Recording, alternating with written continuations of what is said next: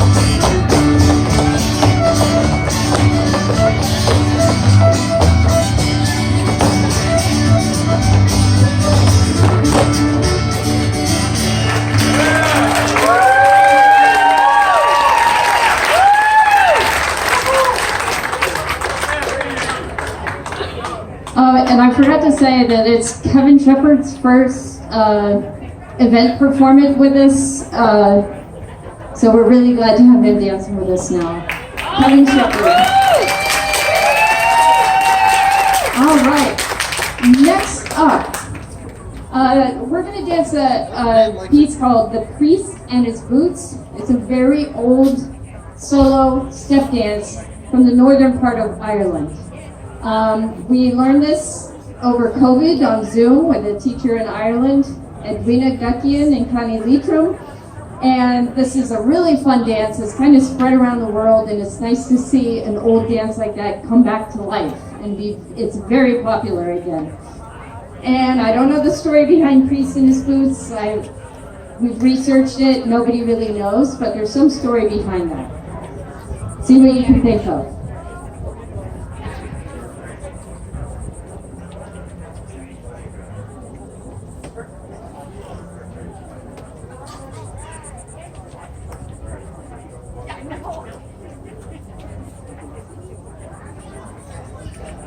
Here we go. 1, 2, 3, 4.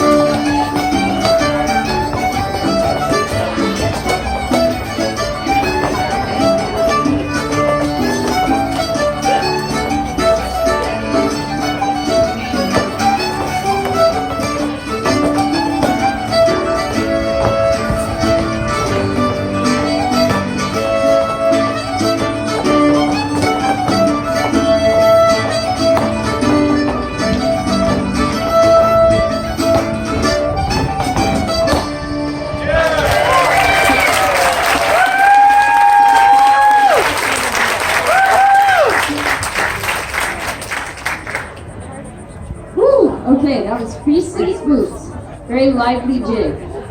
All right, next up is a set dance. And this set dance is called the Antrim Square. Set dancing is a social form of dance in Ireland. It's danced in squares. It evolved from the French quadrilles in the early 18th century. The quadrilles were spreading around. Our American square dancing evolved from the French quadrilles. So this is the Irish take. This is what Irish square dancing looks like. Set dancing is done in cottages, was done in cottages in small villages across Ireland centuries ago, and every village would have, or most every village would have their own set dance, and they would have it memorized, and it was theirs, like the Labashida set in Labashida, Ireland. And so you would know that set, and you might know the sets of a nearby village where young people might be courting. It's like, it might be good to know the sets of another village close by. Anyway, so we're going to go forward. This is the jig, the Antrim Square.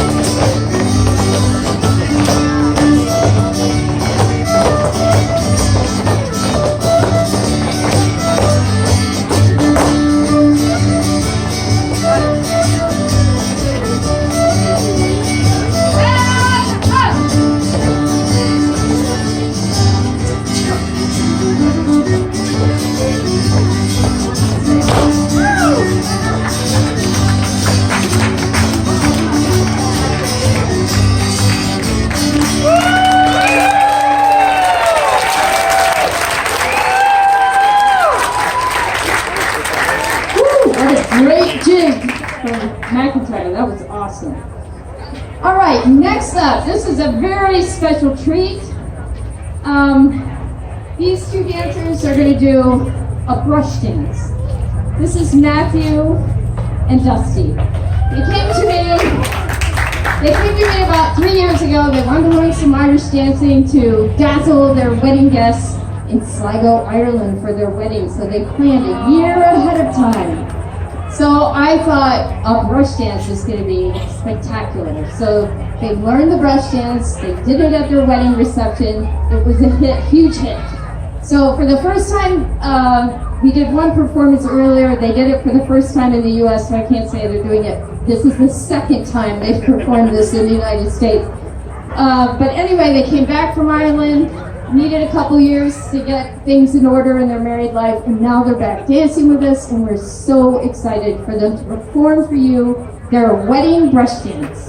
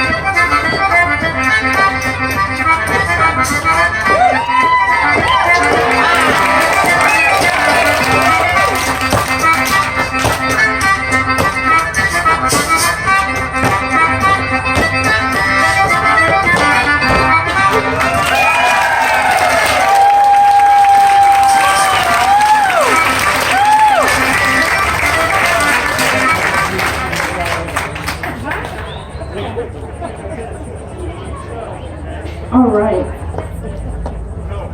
That is a difficult dance. Not everybody can do it. It's got some physical challenges and they do it beautifully. All right, next up we have Sid Robbins, who just actually in the past few months she saw an Irish Mazurka danced by Joe McQuiggan, who teaches Irish dance in County Donegal in Ireland. And he dances this, and this is not something that is often seen. The Mazurka has survived in Donegal. Polish immigrants brought the Mazurka music to Ireland, but it just survives in Donegal. That's where it's still popular. Mazurka is kind of like a waltz, but it's a funky waltz. That's what I would call it. And so it's a very unique dance in the Irish repertoire. And Sharon is going to come down and play for Sid. So this is a very special treat.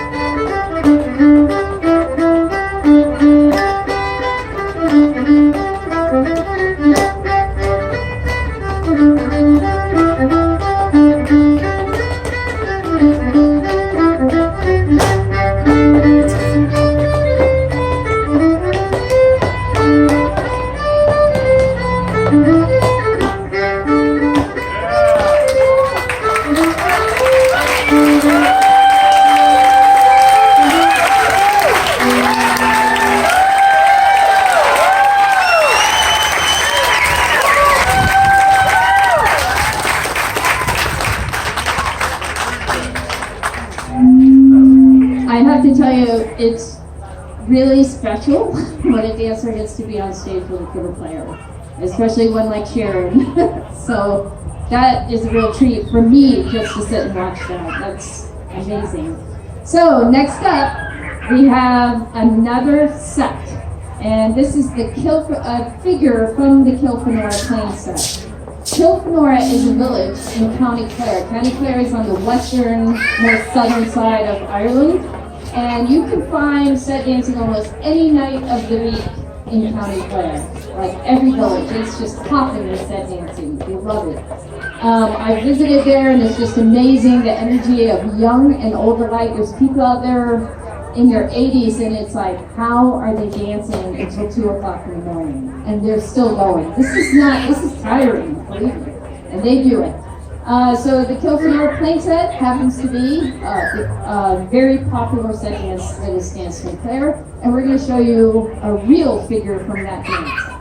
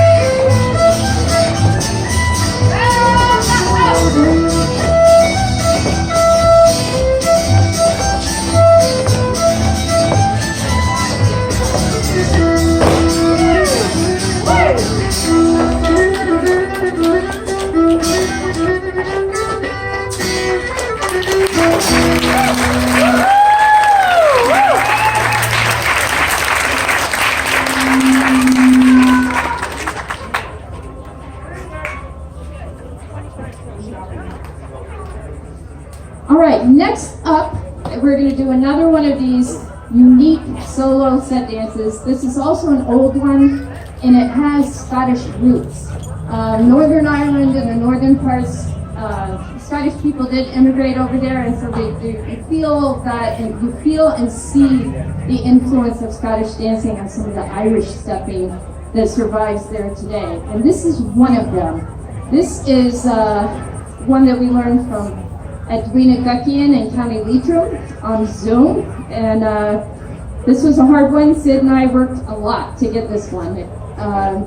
And it is unusual because it's a fling, and that's a Scottish, that's characteristic of Scottish dancing. And it does have a very Scottish feel. I've done Cape Breton step dancing, which is descended from Scottish step dancing, and it feels very much like that. So it looks a little different from the Irish shunnels.